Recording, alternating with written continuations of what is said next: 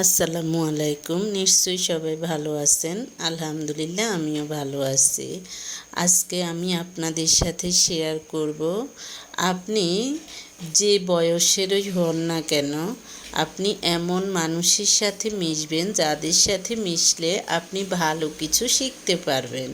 আর ভালো কিছু শেখা মানেই আপনার দুনিয়াটাও সুন্দর, আখেরাতও সুন্দর। অর্থাৎ বেঁচে থাকতেও আপনি শান্তিতে, সুখে শান্তিতে থাকতে পারবেন, মারা গেলেও আপনি সুখে শান্তিতে থাকতে পারবেন। সুখ শান্তি মানেই যে দালান কোঠা, টাকা পয়সা তা নয়। সব দিক দিয়ে আপনি সুখে শান্তিতে থাকতে পারবেন, মানসিকভাবে, শারীরিকভাবে, সব রকমভাবে। যতটুকুই থাকুক, আপনার সুখ থাকা মানেই হলো আপনি সুখে আছেন, সব কিছুই ভালো। তো কোন ধরনের মানুষের সাথে চলবেন আমি সেটা বলবো। সব সময় এমন মানুষের সাথে চলবেন যারা আপনার স্বপ্নকে আপনাকে উঠতে শেখায়, অর্থাৎ আপনার স্বপ্নকে উঠতে শেখায়, কেটে ফেলতে নয়। নেতিবাচক মানুষ আপনার শক্তি কেড়ে নেয়, আর ইতিবাচক মানুষ আপনার সাহস বাড়িয়ে দেয়।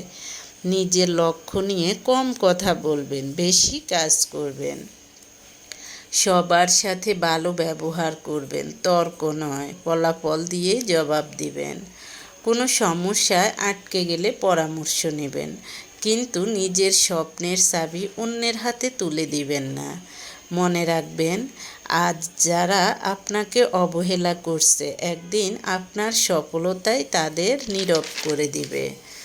যে কোনো ধৈর্যের প্রতিদান হলো জান্নাত।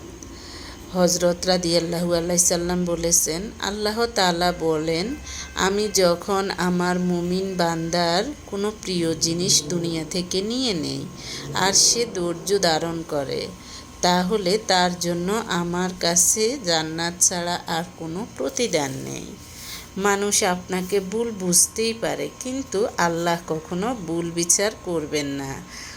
অনেক সময় আমরা এমন অভিযোগের মুখোমুখি হই যার উত্তর দেওয়ার প্রয়োজন হয় না। মানুষ আপনার নীরবতাকে দুর্বলতা ভাববে, আপনার ভালোবাসাকে স্বার্থ বলতে পারে, এমনকি আপনার সততাকেও অভিনয় বলতে পারে বা অভিনয় মনে করতে পারে। আপনি যদি সত্যি কারো প্রতি অন্যায় না করে থাকেন, তাহলে প্রতিশোধের আগুনে নিজেকে পোড়াবেন না।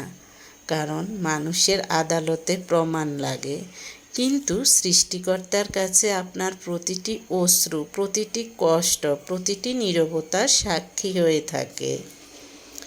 মানুষের রায় সাময়িক, কিন্তু আল্লাহ